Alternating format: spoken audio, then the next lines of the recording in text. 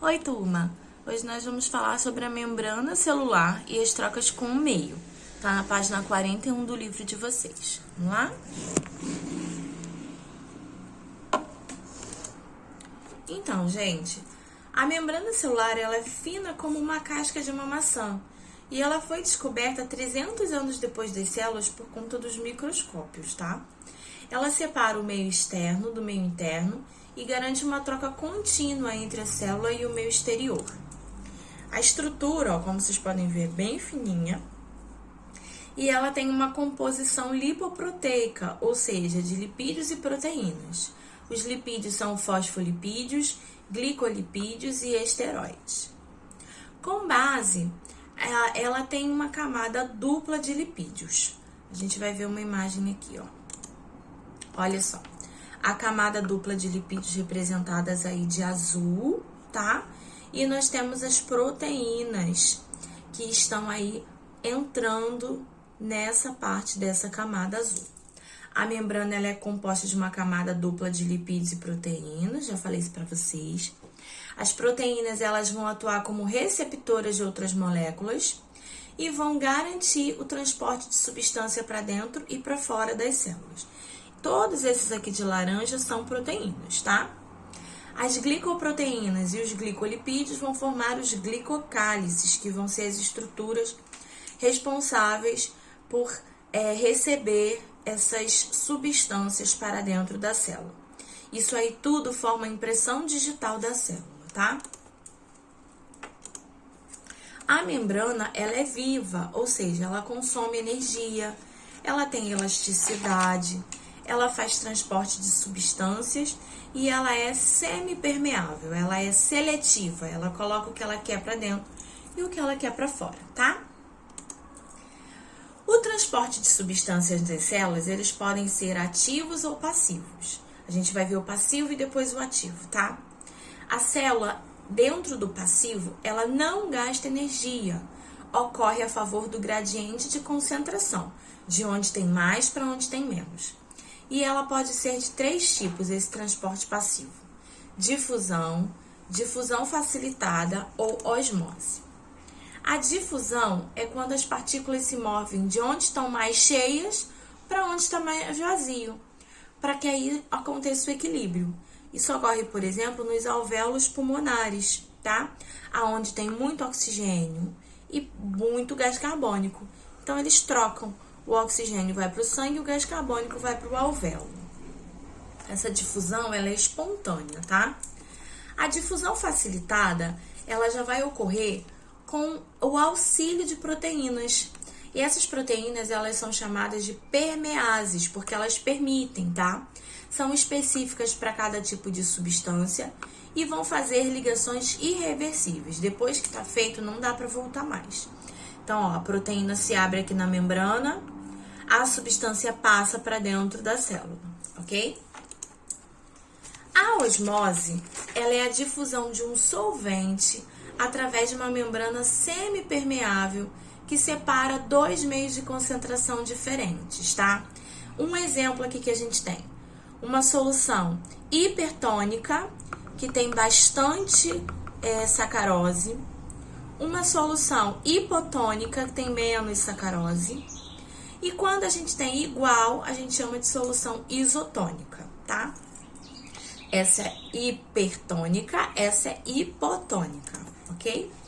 É a mesma coisa que acontece aqui, ó, um caso de osmose, que é a passagem do solvente de uma solução hipotônica para uma solução hipertônica através de uma membrana semipermeável, até que essas concentrações se igualem, tá? O sentido da osmose é sempre hipotônica para hipertônica. Aqui, ó, tá cheio, vai passar para onde está mais vazio, ok? A osmose na célula animal, ela acontece através da membrana, que é semipermeável e separa tanto o meio extracelular quanto o intracelular. A desidratação, ela ocorre quando a célula perde muita água. Muita água é perdida da célula e o organismo precisa repor a água, tá? A hiperidratação ocorre quando a célula está recebendo muita água. Tem muita água no sangue e passa muita água para a célula. A resposta do organismo é se livrar do excesso de água através da urina. A hemólise, ela ocorre quando há rompimento das hemácias, tá? Hemácias, ólise, lise, na verdade, é a questão da quebra. Então, são as quebras das hemácias que podem ocorrer por infestação de parasitas ou por excesso de água. Aqui, ó, a gente pode ver que uma água saindo da hemácia, a hemácia murcha. A água entrando na hemácia, essa solução está isotônica. A água entrando em muita quantidade na hemácia, ocorre uma hemólise e aí rompimento da hemácia. Agora a gente vai ver a homose na célula vegetal. A célula vegetal tem o vacúolo, que é para armazenamento de água mesmo, tá? Só que se a gente coloca muita água nessa planta, ela enche muito o vacúolo e essa célula se torna túrgida, tá? Ela não se rompe porque a parede celular é muito rígida. Se a gente tira a água da planta totalmente, essa célula perde água e se torna plasmolizada.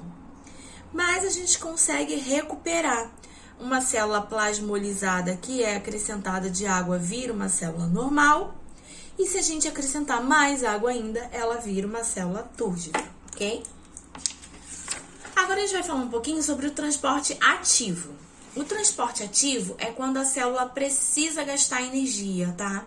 Ela precisa de um composto ou de excretar alguma substância e ela faz mesmo que isso gaste energia, porque ela inverte o papel da difusão.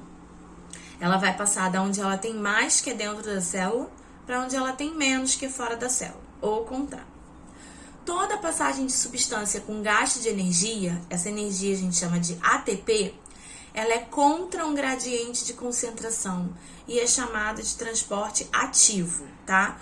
O ATP é a energia que a célula gasta. Ela é chamada de ATP porque significa adenosina trifosfato, tá? A bomba de sódio e potássio é um exemplo de transporte ativo.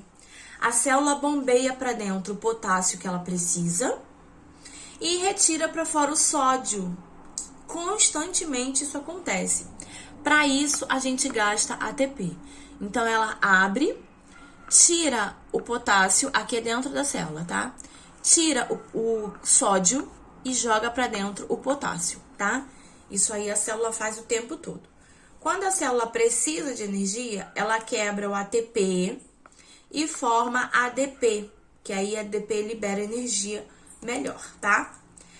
Transporte em bloco também pode acontecer e é de forma ativa. Há substâncias que, pelo tamanho, romperiam a membrana caso passassem para dentro. Para esses casos, a gente tem os transportes que a gente chama de em bloco, que pode ser endocitose ou exocitose. Endocitose para dentro, exocitose para fora. A célula gasta energia porque é o transporte ativo. A endocitose é o englobamento de partículas pela célula, pode ocorrer por fagocitose ou pinocitose.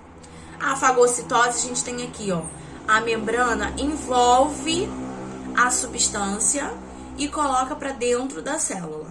A ameba, ela é muito capaz de fazer isso, tá? Ela se estende, isso aqui a gente chama de pseudópodes, e ela envolve a substância. O englobamento de partículas grandes e sólidas pela célula, ela projeta os pseudópodes, como eu falei para vocês sobre o material, e envolve com o fagossomo, que é onde vai ocorrer a digestão. A diapedese, ela ocorre nos macrófagos, que são glóbulos brancos no nosso sangue. Eles vão retirar as substâncias do nosso organismo e os seres estranhos do nosso corpo. Nessa busca pelos corpos estranhos, eles atravessam os vasos sanguíneos. Essa propriedade é chamada de diapedese. Quando eles encontram esse corpo estranho, eles englobam pela fagocitose e muitos deles podem até morrer nesse processo, acumulando pus, tá? A endocitose, ela também pode ocorrer por pinocitose. A pinocitose é o englobamento de pequenas partículas solúveis ou gotículas. E a membrana vai sofrer uma invaginação. Ou a substância vai parar aqui na beira da membrana. A membrana sofre uma invaginação e fecha essa substância aqui dentro do citoplasma, tá? Através do canal da pinocitose ou goteira pinocítica. A vesícula resultante é chamada de pinossomo. A exocitose é a eliminação de grandes partículas. Então, a gente coloca da célula para fora, ó. O material a ser eliminado fica no interior das vesículas, que vão se fundir na membrana e vão se abrir, lançando o conteúdo para fora da célula. Existem também algumas especializações da membrana celular. A membrana ela vai apresentar modificações para cada função. Essas modificações vão ser microvilosidades, desmossomos, zona de oclusão e plasmodesmos. As microvilosidades, elas também são chamadas de borda de escova. Parece uma escova aqui na ponta, tá? Isso é usado para aumentar a zona de contato, ok? Aqui a gente tem os desmossomos, que é como se fosse uma cola que une, que faz uma aderência, como se fosse um cimento celular entre as células, tá? Aqui a gente tem a zona de oclusão, que é o lugar onde as células se unem e elas vão impedir a infiltração de moléculas indesejáveis nesse espaço. E os plasmodesmos, aqui ó, a gente tem uma representação, é como se fossem pontes citoplasmáticas que vão ficar entre as células, são espaços que existem entre as membranas.